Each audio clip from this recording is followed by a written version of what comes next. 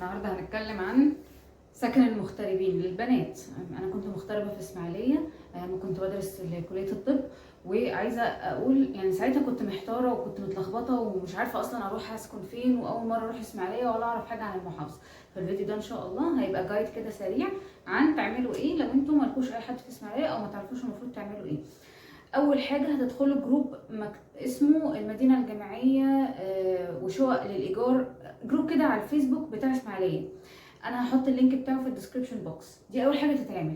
الجروب ده حلو ليه؟ لان هو اول حاجه بيقول المواعيد بتاعه المدينه، التقديم فيها، المدينه الجامعيه التقديم فيها وايه الورق المطلوب وكده، وفي نفس الوقت بيبقى فيه اعلانات لشقق بيبقى فيها سماسرة او ناس بتأجر شقق ايا كان. المهم بيبقى فيه اعلانات لشقق للايجار.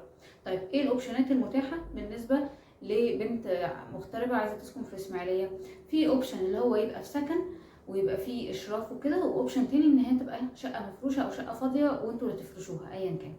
طيب اول اوبشن اللي هو سكن في المدينه الجامعيه. المدينه الجامعيه مشكلتها ان بيبقى فيه 6 بنات في الاوضه، الحمام بيبقى مشترك بره، فبالتالي الخصوصيه صعبه شويه.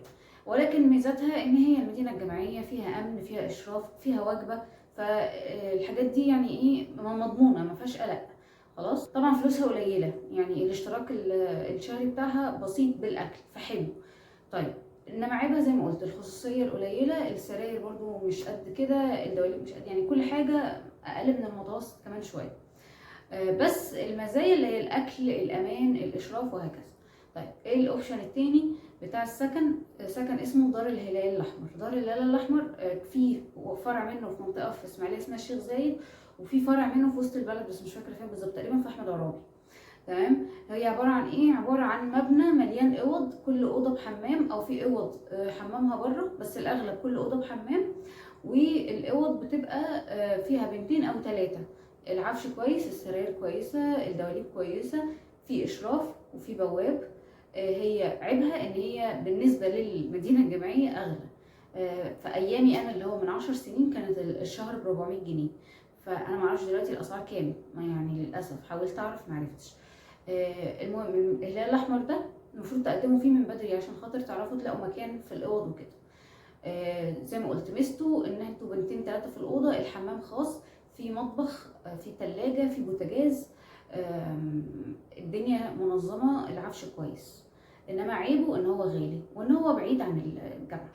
تالت اوبشن واللي هو بقى الشكل التاني خالص من السكن اللي هو الشقق. في شقق مفروشه وفي شقق فاضيه. الغالب ان الشقق المفروشه اللي قصاد الجامعه بتبقى معروف ان الشقق المفروشه دي بتتاجر للطلبه، ده شيء عادي في اسماعيليه، مفيش حاجه غلط ولا عيب. بالعكس البنات اصلا بتبقى مرتاحه اكتر. انا بالنسبه لي بلاش نعمم، انا بالنسبه لي الشقق كانت تجربه اريح لي. ليه؟ لان احنا 4 بنات في الشقه مثلا او 5 بنات بالكتير، حمامنا احنا ملتزمين بيه، مطبخنا احنا ملتزمين بيه، بناكل مع بعض، بنتغدى مع بعض، الدنيا منظمه اكتر.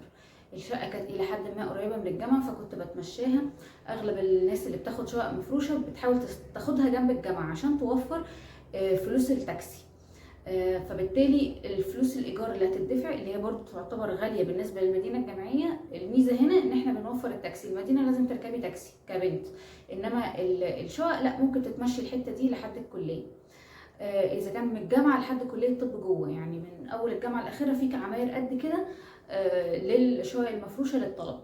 طيب ايه فكرتها؟ ايه مشكلتها؟ ان انت لو في اول سنه ممكن ما تعرفيش تكوني صحاب انك تعرفوا تاجروا مع بعض، فهتتعرفي لسه على ناس جديده في شقه. تاني عيب زي ما قلت انها ايه غاليه شويه بالنسبه للمدينه الجامعيه، بس هي تقريبا نفس فلوس سكن الهلال الاحمر. اخر اوبشن وده ممكن برضو انك تأجري شقه فاضيه وتفرشيها انتي، وحد من اهلك يجي يقعد معاكي، او تتفقي انتي وزمايلك مثلا الفرش عليكم بالنص او بالربع وات ايفر انتوا عددكم كام، او انتي تاخدي شهريه زياده مقابل الفرش اللي انتي فرشتيه بالاضافه للايجار. يعني انتي تاخدي من زمايلك الايجار زائد فلوس يعني زياده لمقابل انهم بيستخدموا الفرش بتاعك. ده وارد برضو. بس يعني في المجمل الاوبشنات اللي هي بتبقى مشهوره اكتر هم 3 حاجات: المدينه الجامعيه، الهلال الاحمر، الشقق المفروشه اللي قدام الجامعه. بس ان شاء الله تبقى يعني بدايه موفقه لكل المغتربين، وانت جامده وقدها، هتعرفي ازاي تعملي مكرونه واندومي. وعيشه المغتربين دي عيشه حلوه لو انت عرفتي تستفيدي بيها بس. و